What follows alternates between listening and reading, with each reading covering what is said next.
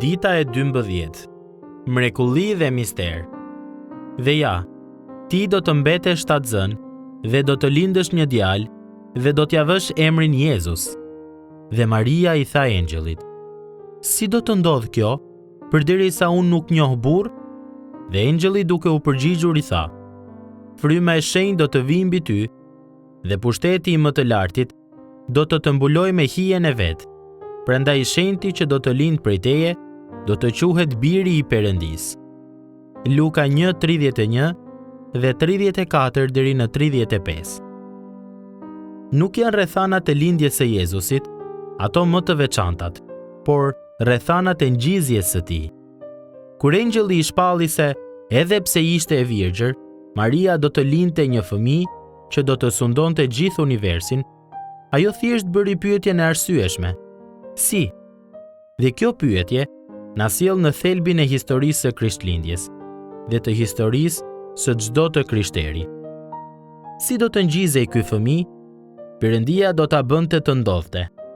Ai do ta bënte. Luka përdor gjuhën e të qenët e mbuluar nga hija e Perëndisë, e cila të kujton praninë hyjnore të Perëndisë dhe që për izraelitët simbolizohet nga një re e madhe. Me fjalë të tjera, ngjizja do të ishte mbinatyrshme, pra mund të realizohej vetëm nga Perëndia. Ai që do të lindte ishte vetë mbinatyrshëm, Biri i shenjtë i Perëndisë.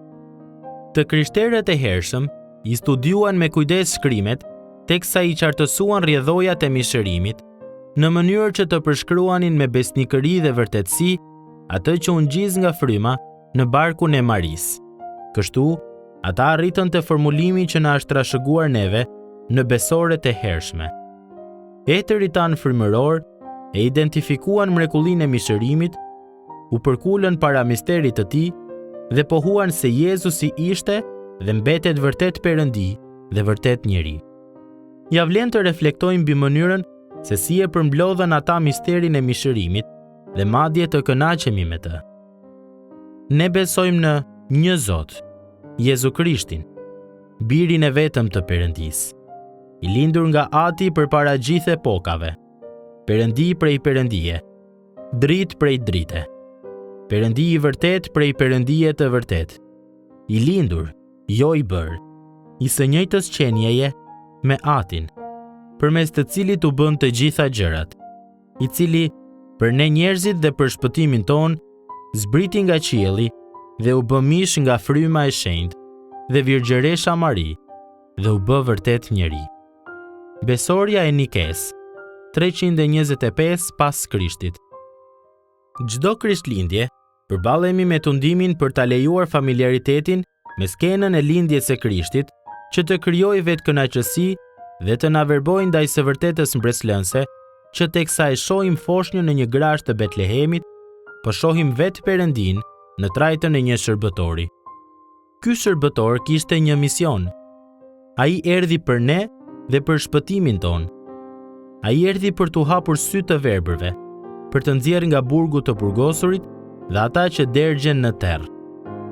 Gjatë shërbesës së tij toksore, Jezusi dha një ilustrim të mrekullueshëm të kësaj të vërtete, duke u akthyer shikimin të verbërve. Megjithatë, nevoja më e madhe nuk ishte shikimi fizik, por ai frymëror. Ai erdhi për t'u hapur syt burrave dhe grave që ishin të verbër ndaj së vërtetës së Perëndisë. Perëndia njeri erdhi gjithashtu për t'i çliruar robërit nga robëria ku janë. Shumë prej nesh e kanë ndier robërinë e fajt personal. Kanë provuar zgjidhje të panumërta, të cilat shpresuan se do t'i ndihmonin që t'i rezistonin mëkatit dhe të shpëtonin nga pasojat e tij. Mirëpo, përveç Jezusit, asgjë tjetër nuk funksionon. Ai i këput zinxhirët tanë dhe na liron. Dikur sklever të mëkatit, tani jemi të shpëtuar. Shpëtimtari ynë i çliron nga qelit ata që dergjen në errësirë. Mjafton që ata të shohin dritën e tij. Historia e shërbëtorit nuk është një histori për atë që duhet të bëjmë ne, por për atë që ka bërë Jezusi. Ai zbriti në errësirë, hyri në skllavërinë tonë, hyri në verbërinë tonë dhe tha: Ju keni dështuar, e keni shkelur ligjin dhe jeni plotësisht të paaft për ta ndryshuar gjendjen tuaj. Por unë i shpëtoj mëkatarët. Unë i hap sytë e verbër. Unë i liroj robërit. Unë sjell dritë. Unë kam bërë gjithçka që kërkohet për ju. Kthehuni tek unë dhe thjesht mbështetuni në mua me besimin e një fëmije dhe do ta shihni. Do të jeni të lirë dhe errësira juaj do t'ua lër vendin rrezeve të diellit.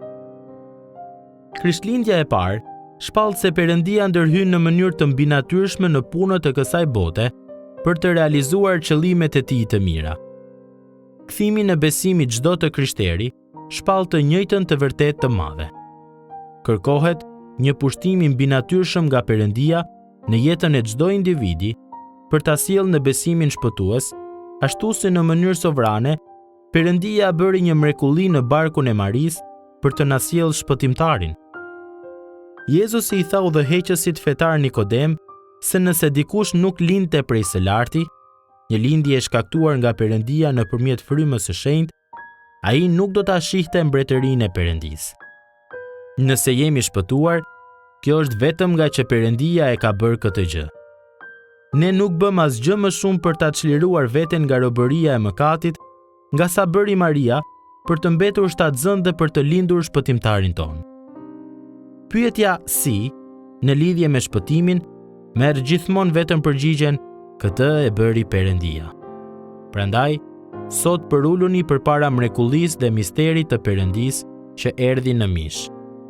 Përuluni sot para mrekullisë dhe misterit të Perëndisë që i hapi sytë tuaj ndaj nevojës që keni për birin e tij si shpëtimtarin tuaj. Sepse edhe ajo histori, ashtu si dhe ngjizja e birit të Perëndisë në barkun e një virgjëreshe, është vepra e mbinatyrshme e Perëndisë. Për reflektim. Reflekto për kthimin tënd në besim në Krishtin. Si të shtyn kjo gjë për ta adhuruar dhe për ta falënderuar Perëndin? Si të shtyn kjo për të folur për Krishtin me njerëzit përreth teje?